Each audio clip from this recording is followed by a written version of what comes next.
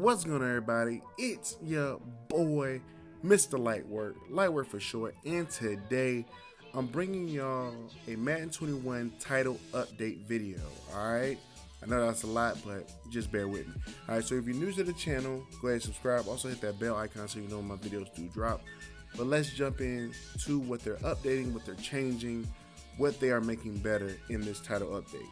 Okay, so the first thing we're going to talk about is the pass rush, okay? At any time, you can pause this video and read it for yourself.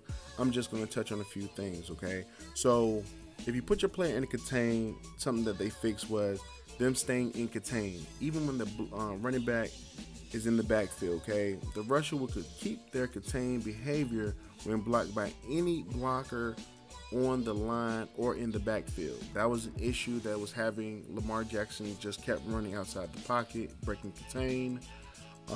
They fixed the issue causing the initial pass rush move of contained players to take them to the inside gap instead of their assigned outside gap. They fixed the logic with QB contain versus play action. They fixed the on-field trainer issues related to pass rush. And then obviously they fixed the strip specialists. These people with these certain abilities will be able to cause the quarterback a fumble, and the guys without the abilities, obviously won't. So, I mean, that's a big thing. I do like the fact that they fixed the contain part. I think that's a major, that needed to get fixed, because a lot of times if you have Lamar Jackson, they were just breaking the pocket whenever they wanted to. So I'm glad they did fix that. All right, let's talk about defensive coverage. No more for y'all glitchers. All right, they fixed the issue with motioning from twin slot formation versus nickel dime dollar defenses. Okay, defenders inappropriately swapped assignments, leaving the receiver uncovered. So goated, nice with it. No more glitches for y'all. Addition to logic and cover 4 quarters to be better handled like PA crossers. They fixed the issue with preventing defenders in press alignment from backpedaling appropriately. Okay, that's a big thing too, because they don't backpedal. They're supposed to react more than backpedal. And the last thing, they fixed an alignment issue when flipping nickel 245 SS Reno zone.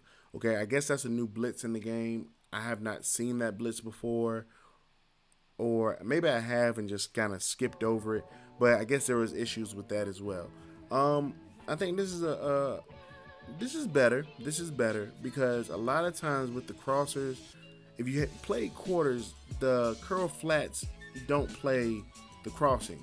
They kind of either come up too far or they drop back too far. Now I understand if you have the adjustments on and you have them dropping to a certain depth, I can understand that, but I hope they did fix this as a whole, not just because of that one defense, but they fixed that as a whole. The next big issue with Madden, tackling. All right, so some of the tackling issues sometimes preventing tackle animations from triggering versus juke or the jertle moves. Okay, that means they would not pull them back like they're supposed to in certain situations. But I mean, that's a little bit. That's a little. The issue of causing receivers to warp off the ground into a tackle during possession catching. Okay, that did happen to me a few times in some of the games I played. They fixed the issue causing the QB not to react after throwing an interception while being hit by a defender. They also fixed the issue of allowing ball carriers to fake out defenders behind them when using the spin move. Okay, now I feel like that's kind of a little bit of an addition, because I didn't see any trailers or anything like that. When you spun, you faked out the guy behind you. Okay, now I know that will become more overpowered, because once people start to figure out that they can spin and fake out the guy that's chasing them, they're going to abuse it. So we got to be prepared as all players for when we get on defense, that they're going to abuse the spin move. All right, so just be on the lookout for that. So the next thing we're going to talk about is throw out of sack. All right, you can pause it at any time. Like I always say, I'm just going to skim over it a little bit. Okay, the new logic for when a defender is hitting a QB on his throwing arm, the QB will no longer be able to throw the ball. He'll be forced to tuck it, or he'll fumble the ball. I do like that because a lot of times when my defender hits the QB, he still gets the ball off somehow, some way, and that's not realistic. All right. They're going to increase the fumble chance for QBs throwing out of a sack that are hit significantly before they have started their forward arm motion. Okay, the greater the defender's tackle versus the quarterback's strength. All right, will be in favor either of the defender or the quarterback. Okay, so there's a higher chance of fumble. All right, they fixed the throw out of sack animation where the ball was not getting released by the quarterback. All right. You can check out the dev's notes right here. I'm just going to skim through it a little bit. Our goal with the throw out of sack improvements was to provide more balance to this new feature that has significant impact on the gameplay. Okay, there is more risk to trying to throw the ball every time a defender is close to the passer. Now it's upon the user to make sure they have started the pass in time, or else the defender will force a fumble. All right. Now, the reason why I like that is because in the NFL, in real life, sometimes QBs have to take the sack because they can't get their throwing motion in motion, okay? They can't get their arm going forward. So they take the sack. That is realistic. I do not want to hear people crying, "Oh, he won't release the ball." And shut up. It's football. Get over it, all right? Everybody don't get the pass off. Aaron Rodgers don't always get the pass off. Patrick Mahomes don't always get the pass off. So sometimes you have to take a sack as a user, okay? So get over it. This was something very major, especially for me because I run the ball so much. Blocking. They fixed the issue with preventing the left tackle from blocking the correct defender when running halfback zone weak plays against nickel 3-3-5.